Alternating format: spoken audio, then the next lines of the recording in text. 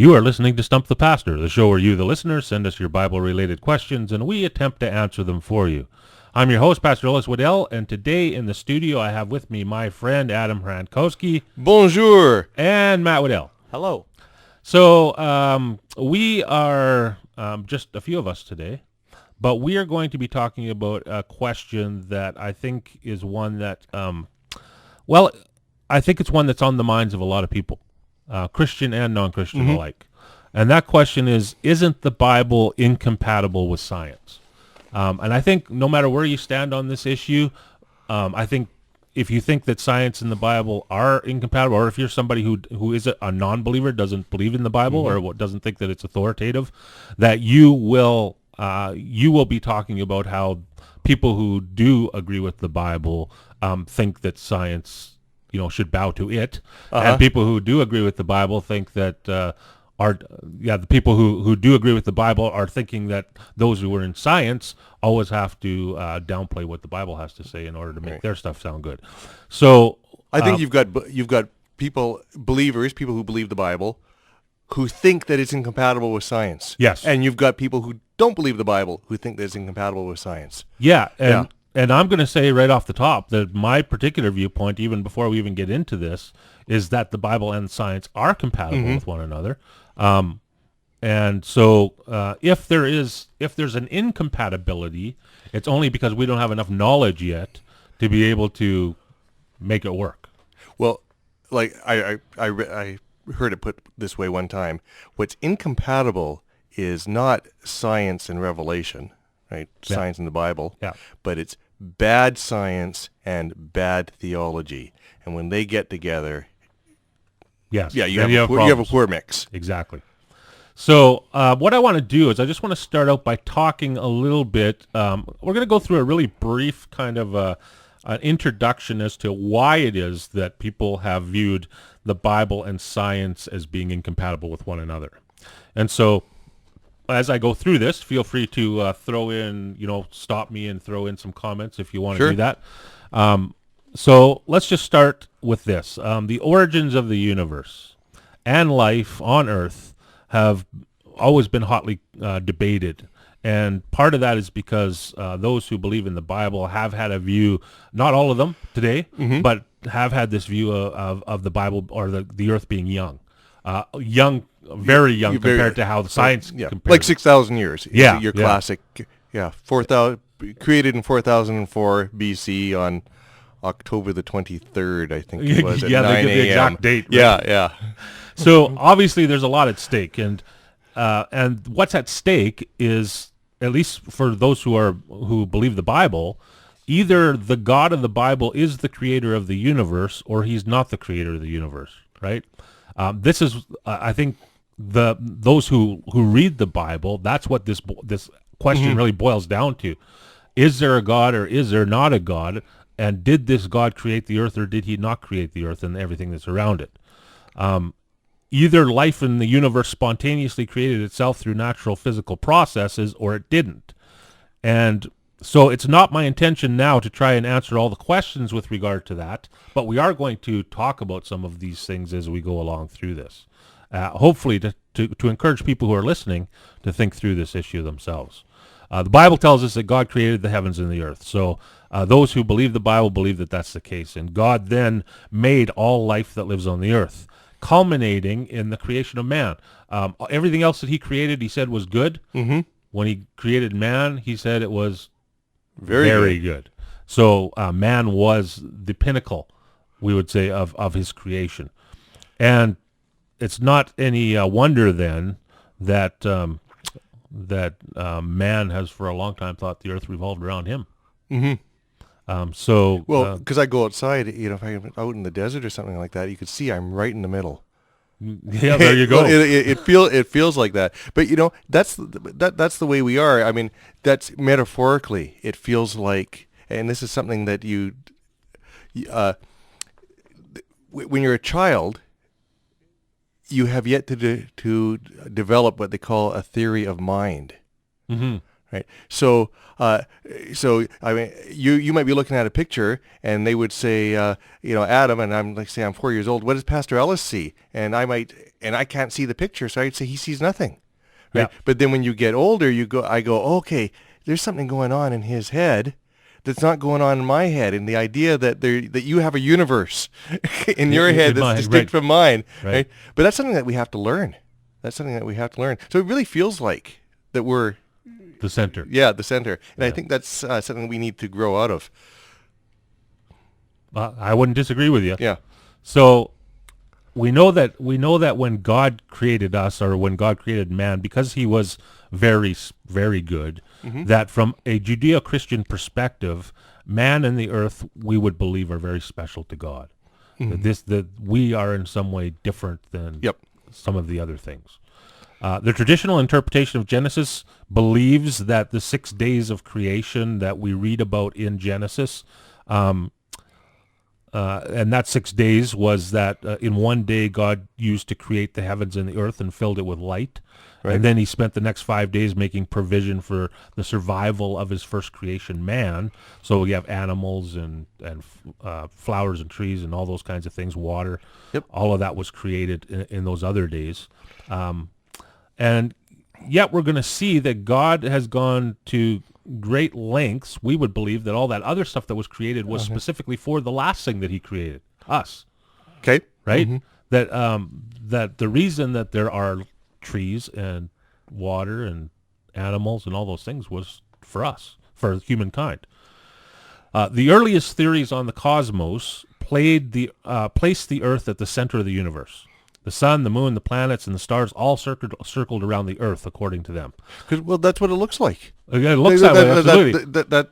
That's what I'm saying. That's what it looks like. But could I make some commentary? Absolutely. Make some commentary. Among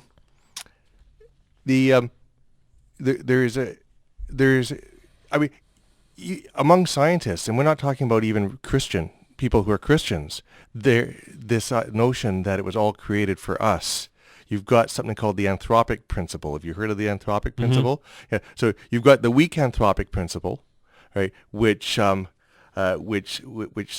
oh no, you know what? I'm getting them mixed up. But so I won't make the distinction. But it looks at all of these elements about how the universe is, and it says, you know what? If the mass of a proton was slightly different, then human beings couldn't exist. So it really seems like everything was fine-tuned. And I think this is where you get that's the weak anthropic principle, whereas you get, I think this is similar to what they'd call, no, never mind, I'm not going to do weak versus strong. But then you've got this other idea that there's multiple universes, right? And so of course, which one are we going to be in? Well, we're going to be in the one that works for us, right? And that takes away from the notion that we're here with a purpose. And I think no matter how you read those first chapters of Genesis, whether you take it literally, the story of Adam and Eve, or you see it as, because there's different ways that Christians look at it, or whether you see it as being metaphorical, if you miss the point that what it says is that we were put here with a purpose by somebody who's able to put it all together and did put it all together. The idea of purpose has to come in there. And I see scientists trying to find purpose as they look for, they're trying to answer the question why. Right. And I don't think science can answer the question why. They can answer the question how or by what mechanism, but they can't look at purpose. Which is really, in the end, a very sad thing, right? It's sad. I mean, as a Christian who believes that God created us for a reason, and that we're here for a particular purpose, that's what gets me. That's what allows me to get up in the morning and be able to do what I need to do. Very hard to imagine what it would be like if I didn't believe that. What would get me to continue to go? Like what was going to drive? What would drive me through the days, or the tough days, especially? We assume, whether we admit it or not, and so some people are gonna listen to this and go, no, he's putting words in my mouth. But we act as if we have purpose. Now, we might express ourselves philosophically as nihilists. We might go, no, it's all absurd. Right. There is no purpose. But you know what?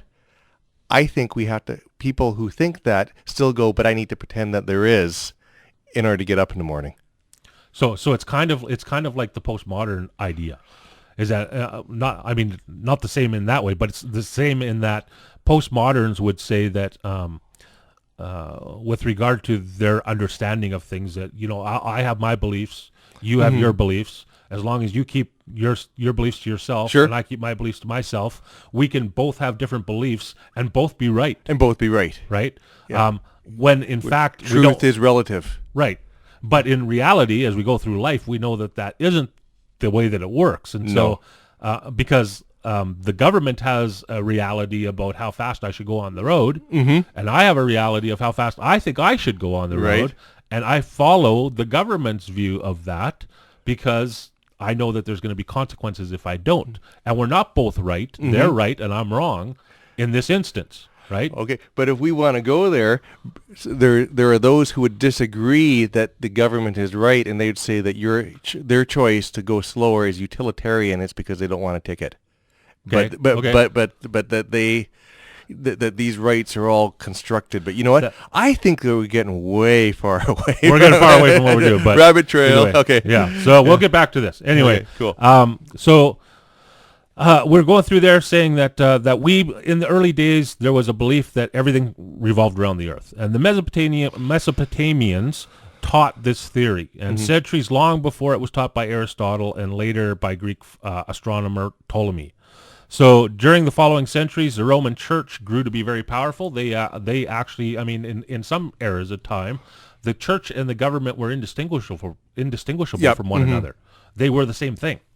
So during the certain centuries, the Roman Church grew very powerful and became, they dealt with the spiritual end of things and also the political end of things in the civilized world. And because of this, scientists of the day often had to answer to Rome for the discoveries that they made. Okay, out of the threat of punishment that they might say something that was against the church, scientists were often forced to conform their discoveries to church policy. Right. So if you discover anything that might make the Bible look bad, then don't tell us. Keep that to yourself. If you don't keep it to yourself, there's going to be a price to pay. Or word it differently. Like I'm mixing up my famous astronomers here, but it might have been Copernicus who said that the heliocentric model with the sun in the middle, it just makes the math easy. I'm not going to go so far as to say that the sun's not in the center of the universe, Ellis. But you know what's really funny? That the fact that was controversy. And then people look at that and go, isn't the church silly? But you know what? 20th century physics shows that there's no absolute frames of reference. And that actually to say that it makes the math easy, in a way, is the truth. Yeah. Yeah. Right? Sometimes those things turn out to be a blessing in disguise. Yeah. Really. Yeah. So some of these scientists were often forced to keep their discoveries to themselves. And it was believed by the church that the universe was perfectly ordered. And this meant not only that the Earth was the center of the universe, but also the universe must rotate around the Earth in perfect circles. Perfect circles, yeah. Right? Observations by astronomers, however, did not collaborate this a simple view of perfection. So I suppose the concern was that God could not withstand the close scrutiny of what science would bring forth, and therefore the church had to defend God by demanding that the facts be altered in order to conform to what they believed to be the perfect universe. You see this elsewhere as well. I mean, we all do that. We see things that we expect to see. Okay. I mean, one time, and so I'm talking about psychology here now. Yeah. One time we're outside a restaurant, and we go, and we see a car, and we go, oh, that's my sister-in-law's car. And then we look and we go, yeah, look, it's got the same bumper. It's got this. It's got the, it's got the jazzercise thing on the sticker on that, and this and this and this. And we go, oh, is she in here? Let's go around. We go around looking at her. Where is she? And then we're looking around, and then I think we almost tried to get in the car right. And then at one point we noticed something. We realized, oh, that's not her car. Then all of a sudden, a whole flood of observations about this car. We couldn't believe that we had thought it was her car, but we were just We were Right, a minute ago convincing you were- ourselves. right. A minute ago, we couldn't see those things. You absolutely can't see them. And so I think you've got something like this going on here. You've got somebody going, this Galileo guy, he's got a telescope. Yeah. And he looks in that telescope and he sees things. And, the first time he saw Saturn, the way he drew the pictures of it, it was not something that you would recognize as a ball with rings around it. Right. So even then, he's trying to figure out, what am I seeing? And so they look at it, they go, well, whatever he thinks he's seeing, it's contradicting how we understand revelation from God. So I'm not looking through that thing. Right. That's an evil thing. That's obviously. an evil thing. Yeah. So yeah, I mean, one of the things that I want to point out, because I don't even have them here in front of me, but one of the things I want to point out is that even in what I've said already, there are people who will be looking at that and go, well, see, there's the church, coming against what's perfectly scientific fact. These guys figure it out, and the church is trying to quash them. But understanding also that it was the church that started the science in the first place. Started the science in the first place. Right? Yeah. So, yes, while they are, hampering the views of some of the people who are learning, they're also the ones who started the learning from the beginning. Whether you say it's the church or Christians, like people like Isaac Newton. Right, who believed in God and believed that, because how do we? This is just something that we assume now, that the universe is something that the universe makes sense.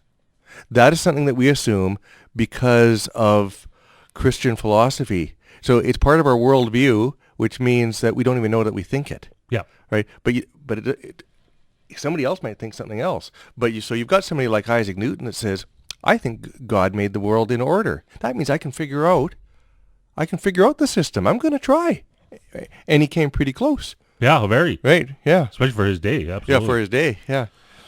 So anyway, that's part of what happened. And then in 1530, a guy by the name of Copernicus comes on the scene, and he published his theory that the Earth revolved around the sun. Yep. And Copernicus's work was written in Latin, which was the language of the church and those who were scholarly. Okay?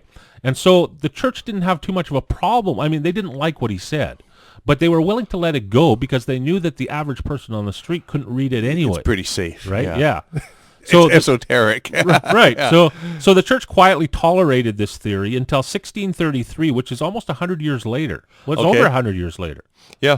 3 years after that. So when a guy by the name of Galileo pops on the scene, and he confirmed the views of Copernicus. With that evil telescope of his. Exactly. But the problem was he took his writings and put them into the language of everyday people. Okay. Right? And so Galileo then was brought before the Roman Inquisition. Easy for you to say. For grave suspicion of heresy. Yeah, okay. And Galileo was sentenced to house arrest for life, and it was considered heresy by some, as you said, to look through his telescope. Because you would see stuff that was not That's right. So there's something I'm going.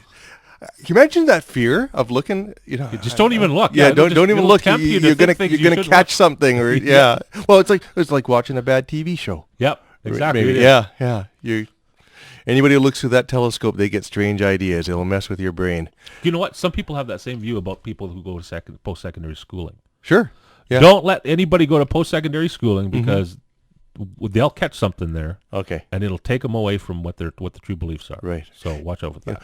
I liked post-secondary school. I'm going to tell you a bit of a rapid trail, but we'll come back. I went to UBC. Okay. And the Student Union building there was, it was like Mars Hill. You know what I mean by Mars Hill? Yeah. That's where we're go and debate all these things, right? And you've got these belong to this cult. Oh, I'm going to go chat with these people. I got to find out what they think. Yeah. Right? Yeah. And it was just I'd go from one to the other and just chat. And I'm a Christian at the time, but I want to talk to people and see where they're coming from and learn. I loved school. Yeah. Too. I'd love to go back someday. We'll see how it goes. Yeah.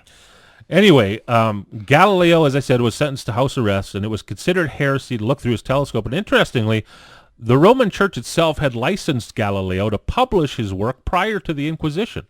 So the church got Galileo to look and discover these theories with the idea that after he finished doing that he would publish everything that he found out. Okay. And then when he did publish it, then they got him, right? They started Inquisition and got him into trouble for what he said.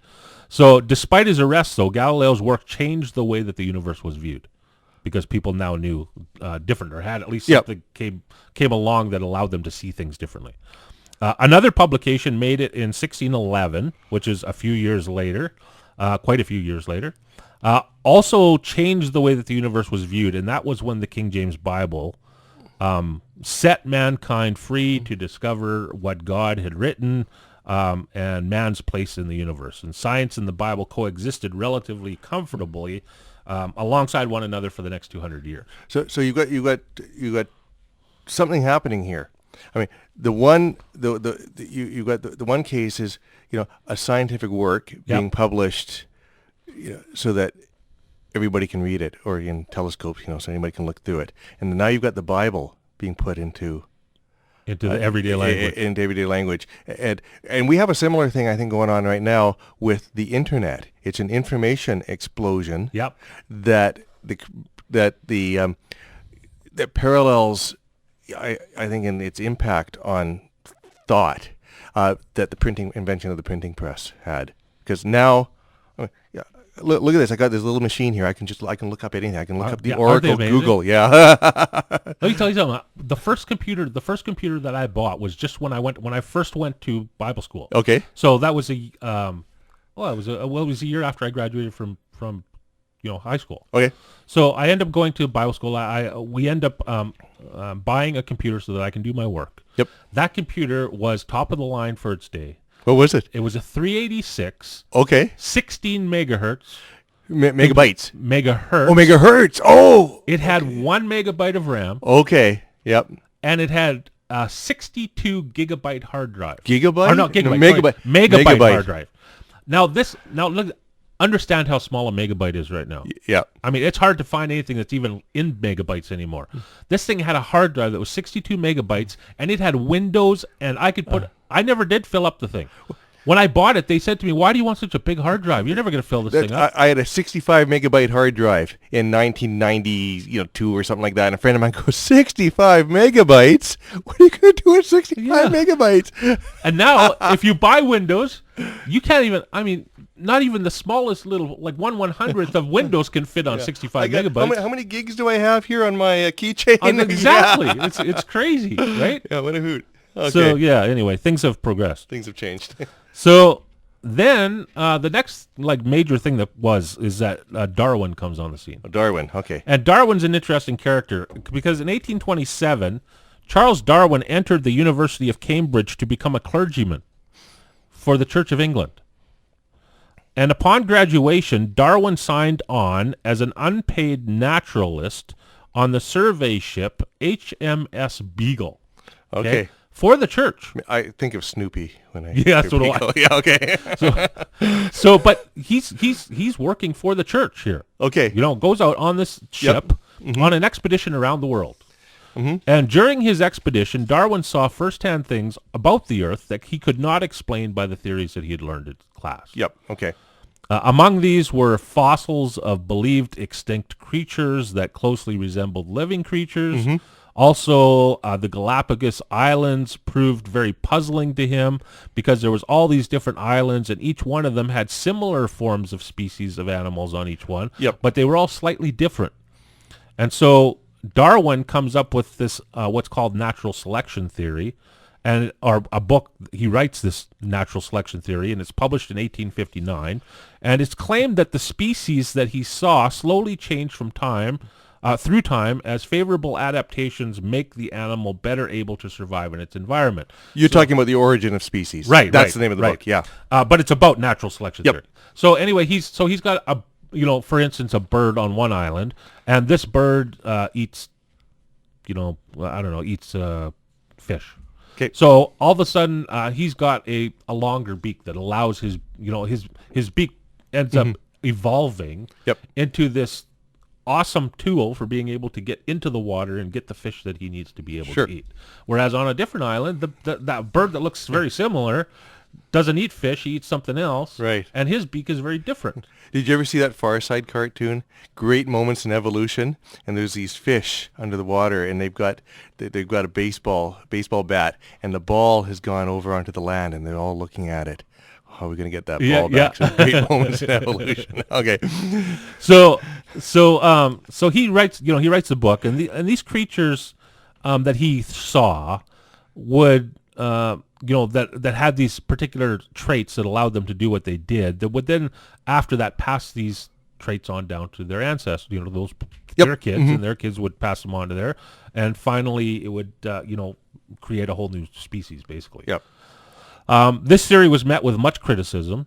It still is. It is. But not as, it's a different kind of, and amongst certain people, but this was met by criticism among scientists and religious leaders at the time. Even though Darwin originally gave God glory for being responsible for the gradual changes that he saw in the species of animal life on Earth. Gotcha. So scientists obviously, as we went along in history, began to embrace this idea, evolutionary idea. I think Darwin, too, his ideas were embraced by people who, from a philosophical point of view, were looking for a way to put God out of the equation. And this would be a good time for me to mention a book. Absolutely, that I've read. do that. An excellent book that talks about the sociology, the sociological movement, because you can't separate these things. So the sociological movement behind Darwinism, and this book is called In the Minds of Men, Darwin and the New World Order by Ian Taylor. Okay. And it's an excellent book. He argues from a young Earth creationist point of view. So he thinks that the Earth is only a few thousand years old, and he makes some scientific arguments, which, people could argue against and all that, but it's a really good introduction to this, to this idea. But he talks also about the sociology, about why people embraced Darwin's ideas when they did. And I think it's a pretty good book. I recommend it. Yeah, so he's not just looking at it from a totally scientific viewpoint, but actually pointing out, things were happening in the day. People were trying to accomplish certain things in different fields. We're looking at what he had to say besides just science. Yeah, exactly. And it all came together to allow this kind of ball to start rolling. That's right. So people could accept it. So it's a good book to read, whether you're wanting to explore young Earth creationism, right? And so, I wonder if I should believe this or not. It's just, it's a book to be reckoned with. Is it? How easy is it to read? Is it scholarly level? No, I found it very, very, very readable. Okay. Yeah, very readable. Okay, I know what you're talking about. Yeah. So once again, would you like to give the title and the verses in case anybody didn't write down? In the Minds of Men, Darwin and the New World Order by Ian Taylor. Okay, so remember that. Any other books you want to bring up while we're here? Well, I've got another book that deals with the age of the universe. Okay. Which I think I'll talk about that a little bit next time. Okay, because that's what we're going to deal with. But his name is Gerald Schroeder. He's a Jewish physicist. He wrote Genesis and the Big Bang, and he presents, an interesting. Again, he's not without his critics, but an interesting approach to how do we read the Bible and interpret it in light of science, or the other way around. Okay, we'll talk about that next time, though. Right, and I just want to bring this up really quickly in saying that understand that from our viewpoint, like I would agree, I think, Adam, you would probably agree with me, that as Christians, we don't believe that you should only just read one particular point of view, that we should get views from all over the place, even views that we don't necessarily disagree with. You should take a look at it. It's good to reckon with the opposition. Absolutely. Because all it does is make your belief stronger or show you where you need to change your belief into something else. So we're going to close with that, and we thank you for joining with us today. Be sure to tune in next Sunday at 8:30 for Stump the Pastor. If you have a question about the Bible or Christianity, please send it into my email, which is pastorwedel@outlook.com. Wedel is Wedel. And if your question is chosen to go on the air, you'll receive a free gift, compliments of Heartland Baptist Church and CFIS FM. Until next time, may God richly bless you, and so long. Sayonara. You are listening to Stump the Pastor, the show where you, the listener, send us your Bible-related questions, and we attempt to answer them for you. I'm your host, Pastor Ellis Wedel, and today in the studio I have with me my friends Adam Hrankowski. Shalom. Hey, and Matt Wedel. Hello. So we are continuing on a topic that we started last week, which is a question that came in that says, isn't the Bible incompatible with science? We said last week that as far as we're concerned, we believe the Bible and science are compatible with one another. But bad science and bad theology oftentimes makes it so that they seem incompatible. And we started going through kind of a short history, just hitting some of the major things that have caused people through the ages to come to this conclusion that the Bible and science shouldn't be together. And so I just want to quickly just mention a few of those things, and then we'll continue on. Sure. One thing that we talked about is how really it was religion that started science.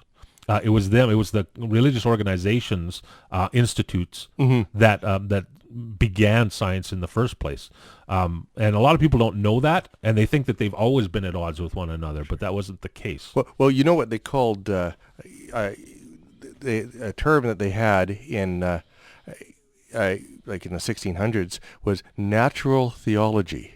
You heard that term? Right? So if I've got my telescope and I'm looking up to the heavens and I'm trying to discern how the planets are moving, that's natural theology. Yes, that's pretty cool, isn't it? Yeah. It's too bad some of those things have been lost along the way. So we just talked about a few situations, like how in some time periods of the earth we had religion and politics mixed together. It was the religious people who were the political leaders of the day. And so when they started science and started commissioning people to do science, sometimes they would say, hey, look, this is how we view things. And prove so it. we want you to go prove that that's the case. And if you come back with something that doesn't prove it, then keep your mouth shut. Gotcha. Right? Or else there will be consequences to that. We talked about how Copernicus at one point realized and understood that that this understanding that what was it that what do we got here that the universe, they believed that the earth was the center and that everything revolved around it in perfect circles. And Copernicus found out that that wasn't the case, but he published it in Latin, which was the language of the church and language of those who were scholarly, not the average person. So the church could kind of ignore it without too much problem because the average person didn't know what it said. But later on, Galileo came on the scene. He confirmed what Copernicus had said and wrote his findings in everyday language. So people started seeing that was a problem. And something I want to say here about which I think might be a good point is we see the development of science, like you mentioned Ptolemy and his model of the universe. And I don't whether this was intended or not, but I came out of in high school feeling that these silly people, they didn't know any better at that time. Okay, but since then I've read I've read not Ptolemy because he's so complex. I've read commentaries on his stuff, and he was brilliant. He basically he invented the precursor to modern trigonometry. So if you love trigonometry, read some Ptolemy. Right? So yeah, I I needed to say that because these ideas that get superseded, right? They're still the shoulders of giants is the term. I mean, this is why who was it that said he could see further? Was that Newton or was he one of the giants? I don't know who penned the actual phrase, but yeah, I've been sitting on the shoulders of giants. So one idea builds on the other. Yeah. So we have this situation now where this kind of information is filtering down to the average person. And the other thing that's happened around the same time is that the Bible gets published into the everyday language of people. And so now we have people who are able to read scientific things, are able to read what the Bible has to say. Right. And so there's this there's this idea that they should go together, but they're starting to learn more and more. And for 200 years, things went pretty good. I mean, they didn't have a whole lot of controversy with regard to the Bible and science. But then a guy by the name of Darwin came on the scene, and Darwin in 1827 goes on this nice trip after he joins. He joins a university in order to become a clergyman or pastor or whatever you want to call them, and after he's done his schooling, goes on a trip on a ship called the Beagle. Snoopy, not Snoopy, but the Snoopy ship. The Snoopy ship, yeah. But on his way, he ends up at the Galapagos Islands and finds that there's some really interesting animals there that he sees are very similar, but at the same time very different depending on which island they're on, and writes a book that ends up being controversial both in science and in religion. Right. That's where we left off. Yep. So that was the last episode. Yeah. So and now for the stunning conclusion. Now, stunning conclusion. What happens is science and scientists begin to embrace this evolution theory as they start looking at it more. Sure. And research continues on this newly discovered fossils of huge extinct creatures that we like to call dinosaurs. And the first dinosaur fossils are discovered in 1820. What fueled the fire of separation between science and theologians was that paleontologists, those who study those dinosaurs, believe the fossils were very old, far older than traditional Bible creation dates allow. Gotcha. Okay, so we're not talking like a few hundred years or even a few thousand years. We're talking millions and millions of years. Billions and billions. Okay. So geologists, likewise, begin to question the age of the Earth. It appeared to them to not be a few thousand years old, but millions of years old. Okay. Meanwhile, astronomers such as Edwin Hubble, who was the guy who, by the way, developed the Hubble telescope. Okay. And so that's telescope honors his name. Yep. Using Galileo's invention, that telescope begins to make some startling discoveries on his own. And not only was the Earth not the center of the solar system, but it's not even the center of the galaxy. Okay, it was found out that it was way out in the suburbs of the galaxy, of the ordinary galaxy we were in, and that there was millions of other galaxies as well. And this, of course, creates a whole lot of controversy. The universe seemed to be much older to astronomers than even the Earth. And now they believe that the Earth is actually some 14 billion years old. No, not 14. The universe. The universe is 14 billion years old. The Earth would be about 4.5 billion years old. And the age of the Earth had to increase. You see it increasing. I think probably from the millions into the billions, as evolutionary theory goes. Oh, no, this couldn't have happened in this time. And so the geologists come in and begin to back them up. Right. To back them up. So you had a couple of a couple of notes. Yeah, absolutely. Notes about this. Share with us. So is the universe 6,000 years old, or is it 14 billion years old? And something that I've thought about myself, because people will criticize a literal reading of Genesis, and they will say, because when was the sun created? On the fourth day? Fourth day, I think. Yeah, I believe so too. Okay, we'll look it up. I can look it up on my phone. I can look it up on my watch. Oh. Your Dick Tracy watch. I got a Dick Tracy watch here. How could light be in the universe if the sun hadn't been created? And how could you have days? How could you have the fourth day when a day is the Earth rotating on its axis, but you've got no context, right? And so this is what people say, okay? And then now the thing that I always wonder when I read about the Big Bang. And the idea of, and within the first 3 minutes, this happened and that happened, right? I go, well, what's a minute? Because, nowadays, time is described in terms of either celestial objects like the sun and the moon, right? Or if you want to be really, really strictly scientific, you describe a second in terms of the vibrations of a cesium atom, or I don't know what they're doing now, right? But we're talking about time before cesium atoms existed, or whatever atoms they're doing. We're talking about time before atoms existed. And then I realized, well, wait a minute. According to general relativity, okay, and I'm going to say this slowly. Okay. Please, yeah. Okay. According to general relativity, time is relative, and it depends on how close on the gravitational source. So it moves at a different rate closer to high gravitation.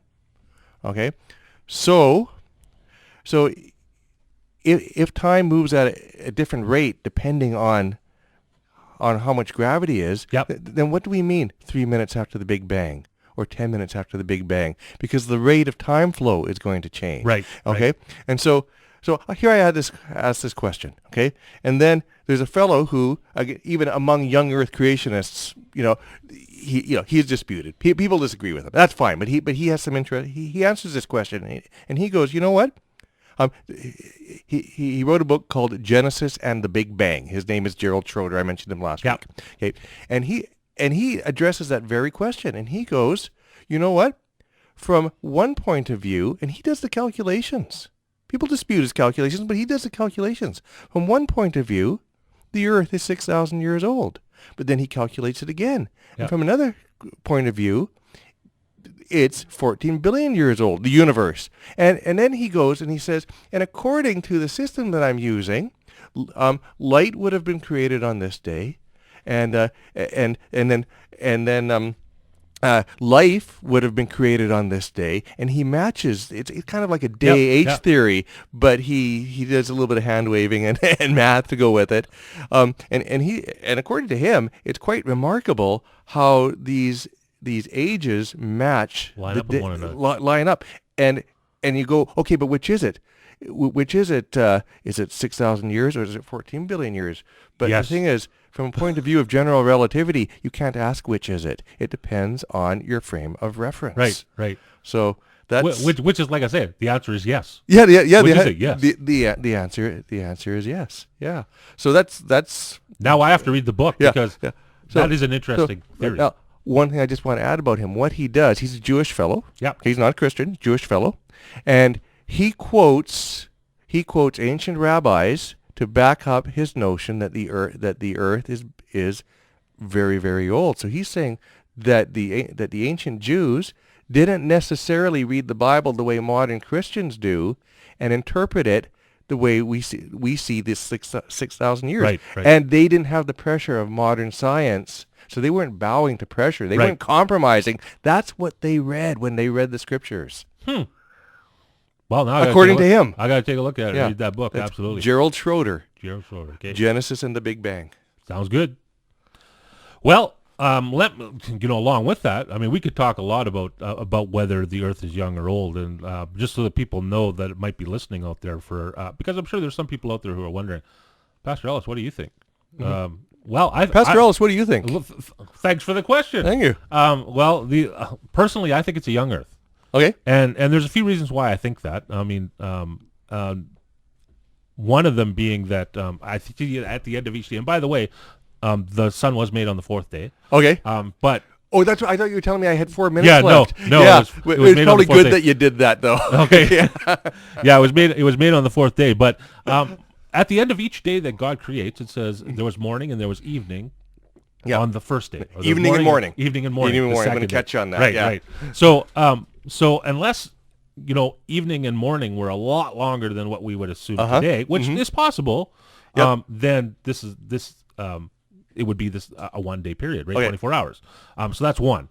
Another reason I would say that is because the age of Adam is listed in the Bible as 960 something years old. 900 and something. It's 60 something. You don't have that on top of your head? I don't. It's 960 because him and Methuselah are both in the 60s. Okay. But I don't forget which one is which one. Okay. But 960 some years old. So it would seem to me if he was created on the 6th day and you went through the 7th day. Okay. If it wasn't a literal 24 hours. Okay. Then whatever amount of time it was would have to be added to his age in order for that to be true. Okay. But on the day that you eat, you will die. And then he died on the...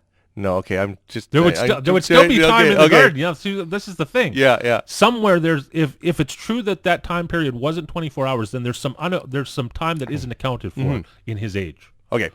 Which is, once again, a possibility, but I don't see it. And you're getting this from your reading of... strictly from the Bible. Of Genesis, yep. Right. Mm-hmm. The last thing I say is because we know for sure that when Adam was created, he wasn't created as a baby. That grew up into who Adam was. He had an apparent age. He had an apparent age, right? And so, what we mean when we say that, and Adam, uses a very good term, is that Adam looked on the first day he was created as if he was like 25. He looked like he had a history. He was a but he full-grown didn't. Man, right? Yeah. So the very first day of his life, very first second of his life, if you went up to him and said, well, what'd you do yesterday? Well, I didn't exist yesterday. But you're like 25 years old. So like, what did you do for 25 years? Well, I didn't exist for 25 years. I was just created this way. Right. And my theory is that if Adam had walked over to a tree on the day that the tree had been created and cut it down, there would be rings in that tree rings. looking just like it had lasted a long time. Okay. If a scientist had been there on the day that the Earth had been created and did carbon dating on the rock that was sitting there, it would look as though that rock that was just formed would be billions of years old because it already had an apparent age built into the rock. Yep. That's what my theory is. But I could be wrong. You could be wrong. Yeah. And I'm perfectly willing to admit that if somebody wants to show me. Okay. Anyway, the discoveries of scientists, though important, did not shape the public mindset nearly as much as did what was called the Scopes monkey trial in 1925. Some of you may have heard of it, some of you may not, but this was a political and media circus that surrounded this trial, and they are legendary. The trial was staged to test a Tennessee law that forbid the teaching of evolution. I like circuses. They're fun. They're fun to watch. The law was upheld by the court's decision, but John Scopes' conviction was later overturned on a technicality. Now, the trial itself was not the big thing here, but what happened was not like what the major story was. The real significance was that about the trial was that the media coverage of the trial nurtured an atmosphere of antagonism between theology and science, pitting them against one another. Okay, and this continued in the public mind after this trial happened. So the perception that science and the Bible are incompatible just continued on from there and grew bigger and bigger and bigger. In a recent Gallup poll, it was found that half of the adults in America believe that the Earth is 6,000 years old. Really? Half, 50%. Wow. The reason they give for believing this is that the Bible says so. And I think that's disputable. I think it is too. Yeah. Yeah. Meanwhile, though, according to a Christian astronomer by the name of Dr. Hugh Ross, remember he's a Christian, 99% of all scientists believe that this idea that it's 6,000 years old is more far-fetched than believing that the world is flat. Okay, but it is flat. Okay. Yeah, okay. There might be a whole other you don't know that. That's right. In a round sort of way. Yeah. And his reason, or their reason, the scientist's reason, is that the scientific record says so. Right. Okay. So you got one on one side saying the Bible says so, the other one on the other says scientific record says so. Science says it, I believe it, that says it. Okay. Either way, they're picking their side, and that's where they stand. The problem is that one or both of these groups is wrong. Okay, because it can't be both, unless we're going by the guy you brought up earlier who says it can be both. Yeah, it can be both. He found a way to reconcile them, either bad science or bad religion is causing a great deal of trouble, and I believe that both sides have erred greatly. The church's early history shows that there have been multiple times that the Bible had been misinterpreted, and as a result, the church was found to be in error. The earth is not flat. Planets do not revolve around the earth. All these things were things that we've found out, and we agree as Christians are not true. On the flip side, scientific discoveries of the last century do not declare that there is no God. In fact, they show God's hand at work in creation. And I just want to point out three of these things that have come up that are kind of interesting. One was in the early 20th century, once again with astronomer Edwin Hubble, and he discovered the universe actually had a beginning, which is very important. A beginning implies that there's a beginner. Right. And you know what? The religious people have been saying that all along. Yes. Because their book said it. Yeah. Those religious people. So, which works very well in that favor, right? So a beginning implies a beginner, which the Bible, once again, firmly reveals and says. I mean, that's what they've said for a long time, as Adam said. Okay. Concerned materialists like Sir Fred Hoyle scoffed at the idea of a one-time beginning, sarcastically calling the explosion a Big Bang, which is the term. So that was sarcastically called that, yeah. Finally, in 1992, COBE satellite experiments proved that the universe really did have a one-time beginning. Doubters were silenced by the overwhelming evidence that supported it. Furthermore, they realized that prior to creation, even matter and energy could not have existed. Therefore, other centuries of erroneous belief, after centuries of erroneous belief, science came around to agree with the Bible that everything came from nothing. However, others like agnostic George Smoot, some of you who watch The Big Bang Theory, George Smoot oftentimes is mentioned on the show. The TV show. The Nobel Prize-winning scientist in charge of the COBE experiments admits there is no doubt that a parallel exists between the Big Bang as an event and the Christian notion of creation from nothing. How about that? And this is the interesting thing, because if you believe in the Big Bang, this has always been the weakness with the theory. The theory, the Big Bang, what created the Big Bang? Yeah. Well, another Big Bang. Okay, well, what started that Big Bang? Well, but eventually you get back to nothing, which is what science has found out. Sure. And when that nothing was there, including, as they found out, let's see, what we got here. I said something here. They discovered that there was no energy or matter, even. Okay. Then what started the very first Big Bang? Because nothing does not create anything, right? You can carry nothing in a box for millions of years if you want, and it will never ever create a universe. Yeah. And you know, this is something that's been brought up, that they'll talk about a quantum field, and they'll say that what existed was a quantum field. In a quantum field, you can have particles appear and disappear out of nothing. But then the criticism of that is, but a quantum field is a thing.